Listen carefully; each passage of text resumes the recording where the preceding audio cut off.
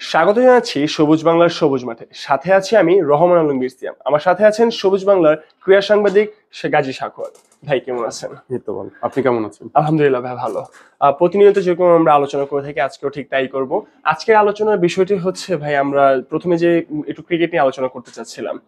আমরা যেরকমটা জানি যে গতকাল কিন্তু আপনার সাথে আলোচনা করছিলাম যে সাকিব আল হাসান তিনি কিন্তু একটি পোস্ট করেছিলেন তার ফেসবুক আইডিতে যে শুভ জন্মদিন আপা।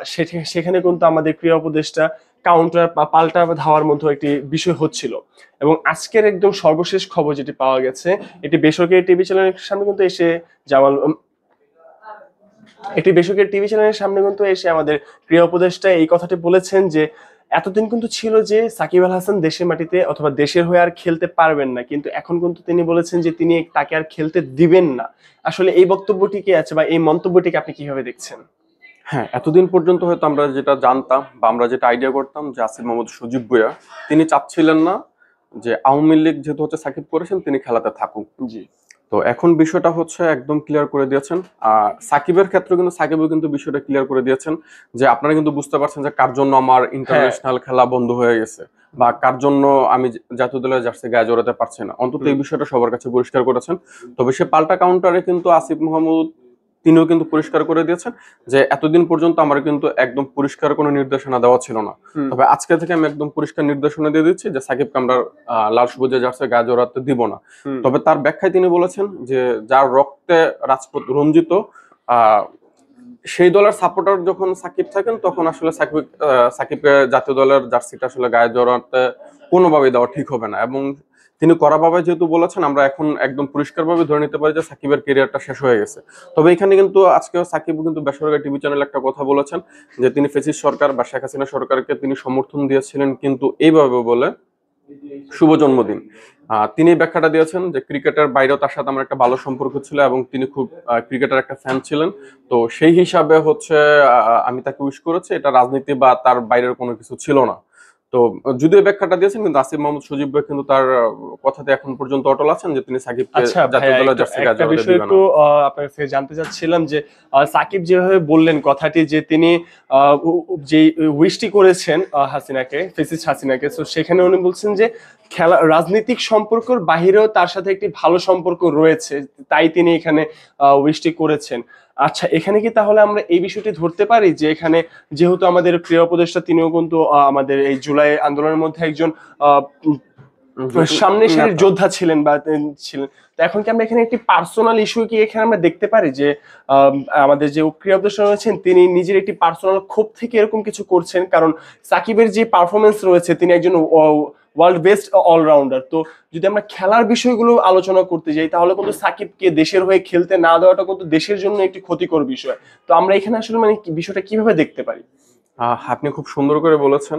এখন সাকিবকে কিন্তু আমরা গতকালকে বলেছি বাংলাদেশের ক্রিকেট এখন পর্যন্ত যারাই এসেছেন সর্বশ্রেষ্ঠ অলরাউন্ডার বলেন বা বাংলাদেশের ইতিহাসে সর্বকালের সেরা প্লেয়ার বলেন, সেটা নিঃসন্দেহে সাকিব আল হাসান। অবশ্যই, কারণ তার সাথে আপনি তুলনা করতে পারবেন এখন পর্যন্ত সেরকম কোনো প্লেয়ারও নাই।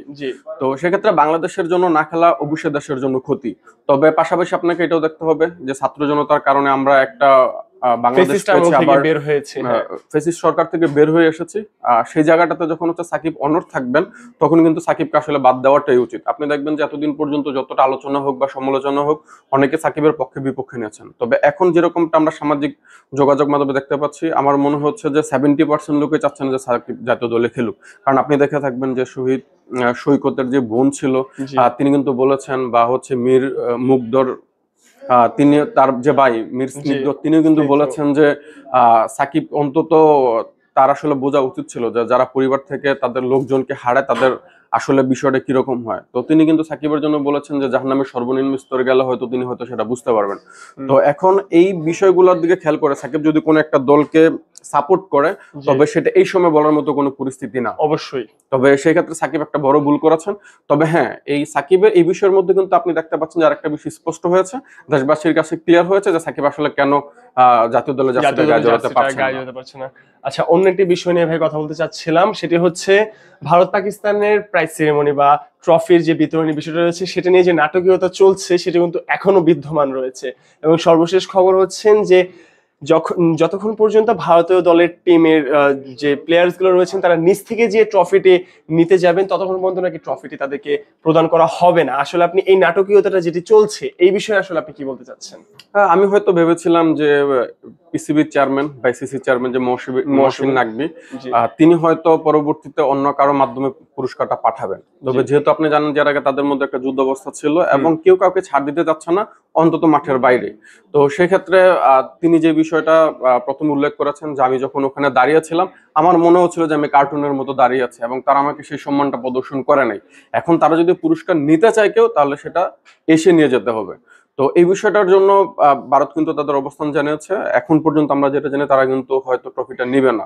তো সেক্ষেত্রে ইতিহাসে এরকম কোনো ঘটনা ঘটেনি যেখানে ম্যাচ উইনের পর এই ট্রফি এবং আপনি না নিয়ে নেওয়াটা। হ্যাঁ, আপনি কিন্তু দেখে থাকবেন যে শ্যাডো করে হচ্ছে তার ট্রফি উদযাপন করেছে, যেটা কিন্তু আমি কেন মানে আমার মানে পূর্ববর্তী প্রজন্মের যারা ক্রিকেট খেলা দেখেছেন তারা হয়তো কেউ দেখেন এরকমটি দেখা ভারত পাকিস্তানের অবস্থা হচ্ছে আর অনেক খারাপ গিয়েছে। তারপরে এই ধরনের সিচুয়েশন, হ্যান্ডশেক না করা, তারপর হচ্ছে ট্রফি পিসিবি চেয়ারম্যানের কাছ থেকে না নেওয়া, তো সেই বিষয়টা এখন এমন একটা জায়গায় পড়েছে, দেখা যাক আসলে শেষ পর্যন্ত। আরেকটা বিষয় এখানে আমি একটু অ্যাড করতে চাচ্ছিলাম, সেটি হচ্ছে আপনার আমাদের পাকিস্তান ক্রিকেট বোর্ড থেকে বলা হয়েছে যে কোনো প্রকার ফ্র্যাঞ্চাইজিং টুর্নামেন্ট গুলোতে তারা প্লেয়ার দিবেন না বা তারা খেলতে দিবেন না। আসলে এখানে বিপিএল কেও কি ধরতে পারছি কিনা আমরা যে বিপিএল ও তাহলে আমরা বিপিএল আসলে এখানে একটু রং হারানোর সম্ভাবনা একটু বেশি থেকে থাকে। আপনি জানেন যে ভারতের প্লেয়ার আমাদের এখানে খেলতে চায় না, এবং যেহেতু হচ্ছে আমাদের আর্থিক বিষয়টা যদি আমরা সামনে নিয়ে আসি সেক্ষেত্রে মানে অ্যামাউন্ট এতটাই কম, অস্ট্রেলিয়া বা ইংল্যান্ডের হচ্ছে ফার্স্ট ক্লাস ক্রিকেটার যারা থাকে তারা খেলতে চায় না। এবং একই সময় যখন হচ্ছে আপনার অন্যান্য ফ্র্যাঞ্চাইজি লিগ গুলো চলে, আপনি জানেন যে এখন হচ্ছে প্রায় প্রত্যেক মাসেই হচ্ছে একটা ফ্র্যাঞ্চাইজি লিগ চলছে। বাংলাদেশে টাকার পরিমাণটা যেহেতু একটু কম, তো সেক্ষেত্রে অনেক প্লেয়ারই খেলতে চায় না। আপনি দেখে থাকবেন যে পাকিস্তানের প্রায় 30 জন প্লেয়ার 20 জন বা 30 জন প্লেয়ার এসে আমাদের লিগ গুলোতে খেলে। তো এখন হচ্ছে যে পাকিস্তান প্লেয়ার না পেলে আসলে এটা বাংলাদেশের বিপিএল এর মানের যা অবস্থা, তার উপর যদি পাকিস্তানকে আমরা না পাই তো সেক্ষেত্রে অবশ্যই বিপিএল এখানে একটা রং হারাবে, কারণ বিপিএলটা অনেকটা পাকিস্তানি প্লেয়ার উপর নির্ভরশীল। আপনি দেখবেন যে যারা বাইরের দু একটা প্লেয়ার আমরা নিয়ে আসি যারা হচ্ছে জাতীয় দলের আশেপাশে 4-5 বছরও থাকতে পারে না, এবং তাদেরকে নিয়ে কিন্তু আমাদের ফিক্সিং কাণ্ড বা হচ্ছে গত বছরে যে দেখছেন আপনি দেখে থাকবেন যে অনেকগুলো ফিক্সিং কাণ্ডের মতো কিন্তু ব্যাপার ঘটেছে। তো সেক্ষেত্রে বিপিএল এর জন্য চরম একটা হুমকি। আচ্ছা, আরেকটি বিষয় আপনার সাথে আলোচনা করতে চাচ্ছিলাম, আমরা যেটা নিয়ে আলোচনা করছিলাম গতকাল, যে বাংলাদেশ এবং হংকং টিমের যে ফুটবল ম্যাচটি রয়েছে আসন্ন 9 তারিখে, তার জন্য কিন্তু আজকে জাতীয় দলের প্র্যাকটিস ছিল। আপনারা সেখানে ছিলেন এবং সেই প্র্যাকটিস সম্পর্কে আসলে আপনারা কি দেখলেন বা কতটুকু সম্ভাবনা দেখছেন আপনারা বাংলাদেশের জন্য? আসলে সম্ভাবনার কথা তো অনুশীলন দিয়ে পুরোপুরি বলা যায় না, তবে সেখানে যা আমরা দেখেছি সেটা হচ্ছে মোহামেডান, আমরা গতকালকে যেটা বলেছিলাম যে মোহামেডান তাদেরকে প্লেয়ারকে দিবে না, এবং তারা বলেছেন যে খেলা শুরুর আগে আমরা 24 ঘন্টার আগে যে নিয়মটা আমরা সেটা 72 ঘন্টার আগে যে নিয়মটা আমরা সেই নিয়ম অনুসারে ছাড়বো। তবে যেহেতু ম্যাচের অবস্থানটা তারা বুঝতে পেরেছেন এবং বাংলাদেশের এশিয়ান কাপ কোয়ালিফায়ার এই ম্যাচটা খুবই গুরুত্বপূর্ণ, ডু অর ডাই ম্যাচ। আপনাকে এই ম্যাচে হারলে আপনি ধরে নিতে হবে যে এটা হচ্ছে বাংলাদেশের বিদায় ঘন্টা বেজে যাবে, এবং হচ্ছে হংকং কিন্তু এখন গ্রুপে 1 নম্বর পজিশনে আছে, এবং আপনি যদি হচ্ছে তাদের খেলার দিকে দেখেন এবং সেক্ষেত্রে তারা বাংলাদেশ থেকে এগিয়ে। আচ্ছা, তারপর আপনাকে আমি একটু বলে নিই, সেটা হচ্ছে বাংলাদেশের যে হোম ম্যাচের অ্যাডভান্টেজ যদি তারা কাজে লাগাতে না পারে তখন কিন্তু হচ্ছে তারা কোয়ালিফায়ার থেকে ছিটকে যাবে। অবশ্যই। যে বিষয়টা আমি আপনার কাছে জানতে চাচ্ছিলাম যে বাংলাদেশ সিঙ্গাপুর যে ম্যাচটি ছিল, যেটি নিয়ে কিন্তু আমাদের বাংলাদেশে বলতে পারেন এটি উত্তাল পরিস্থিতি আমরা দেখতে পেরেছিলাম, সেখানেও কিন্তু বাংলাদেশের সম্ভাবনাটা খুব বেশি ছিল সিঙ্গাপুরের সাথে জিতে যাওয়ার। সেই ম্যাচটিও কিন্তু দুর্ভাগ্যবশত আমরা জিততে পারিনি। এখানে দুর্ভাগ্যের আগে আমি আপনাকে আরেকটা ব্যাপার বলতে চাই, সেটা হচ্ছে কোচ হেভিয়ার ক্যাব্রারা তিনি যে ডিফেন্সিভ মুডে খেলেছেন সেই ডিফেন্সিভ মুডটাই হচ্ছে বাংলাদেশে হারানোর দায়ী। আপনাকে ইংলিশে একটা প্রবাদ আছে, attack is the best defence. আপনাকে কিন্তু অ্যাটাক করতে হবে, তিনি কিন্তু সেটাই করেনি।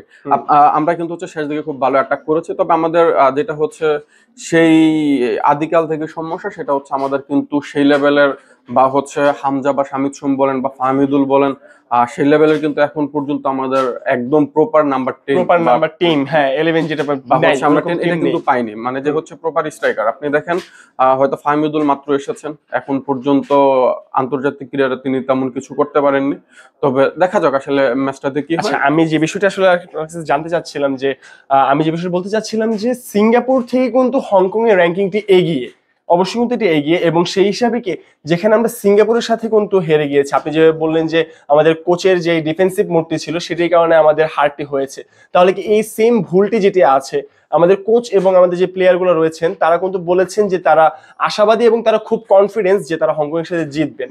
এখানে প্রশ্ন আমার এটি রয়ে যাচ্ছে যে সিঙ্গাপুর থেকে হংকং এর র্যাঙ্কিংটি এগিয়ে, তার মানে অবশ্যই হংকং টিমটি সিঙ্গাপুর থেকেও শক্তিশালী একটি টিম। তো এখানে তারা যে কনফিডেন্সলি বলছে জিতবে, তো এখানে তাদের কি কোনো আলাদা ট্যাকটিক্স রয়েছে বা তাদের কোনো আসলে তারা এরকম আলাদা কি করবে বলে আপনি মনে করছেন যে তারা এতটা কনফিডেন্সলি বলছেন যে আমরা এখানে হারার কোনো প্রশ্নই আসে না, বা এটি কি তাদের শুধুমাত্র এই কথা নাকি? না, আজকে যখন হচ্ছে আমরা বাংলাদেশের কিন্তু হংকং এর বিপক্ষে প্রথম অনুশীলন ছিল আজকে, জি, এবং সেই অনুশীলনের আগে কথা বলতে এসেছিলেন মিতুল মার্মা প্লাস হচ্ছে সোহেল সোহেল তো রানা।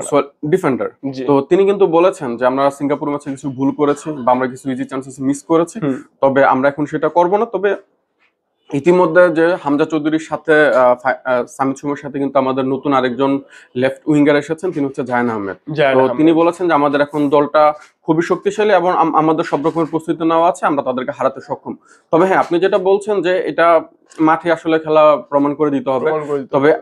পাশাপাশি যদি হচ্ছে আপনাকে মেয়েদের ফুটবল নিয়ে একটু র্যাঙ্কিং এর বিষয়ে যেহেতু আপনি নিয়ে আসছেন, মেয়েরা কিন্তু তাদের থেকে প্রায় 55 ধাপ এগিয়ে ভাই থাকা এখানে কিন্তু আমরা মেয়েদেরকে হারিয়েছে। নিয়ে কথা বলছিলাম না, আমরা কিন্তু এখানে Right. আমাদের অবশ্যই জাতীয় দল নিয়ে, ছেলেদের জাতীয় দল নিয়ে কথা হ্যাঁ, বলছি। আমি কিন্তু আপনাকে বলছি যে মেয়েদের যেহেতু এত এগিয়ে হুম, থাকা একটা দলকে জি। হারিয়েছে, তো সেখান থেকে মেয়েদের থেকেও কিন্তু তারা একটা ইন্সপিরেশন নিতে পারে। অবশ্যই। এবং তারা কিন্তু আপনি আরেকটু জেনে থাকবেন যে কিছুদিন আগে যখন হচ্ছে শেখ মুরসালিন জাতীয় স্টেডিয়ামে কথা বলছেন, তিনি হ্যাঁ। কিন্তু বলেছেন যে মেয়েদের এই বিষয়টাই হচ্ছে আমাদেরকে ইন্সপায়ার করছে যে র্যাঙ্কিং আসলে কোনো fact র্যাঙ্কিং না। আসলে কোনো ফ্যাক্ট নয়। তো সেক্ষেত্রে হ্যাঁ, মাঠের লড়াই আসলে সবকিছুটা সবথেকে বোঝা যাবে। বেশি। তবে বাংলাদেশ যদি ভালো কিছু চান্সেস ক্রিয়েট করতে পারে এবং সেটা যদি কাজে লাগাতে পারে ফরওয়ার্ডরা, আমাদের কিন্তু রাকিব বা ফাহিম, তারপর হচ্ছে আমাদের ফাহমিদুল ইসলামরা আছেন, তো এখন জি। হচ্ছে তাদের এক্সিকিউট করার পালা। অবশ্যই আগামী ম্যাচটি হচ্ছে কিন্তু ডু অর ডাই ম্যাচ আমাদের জন্য।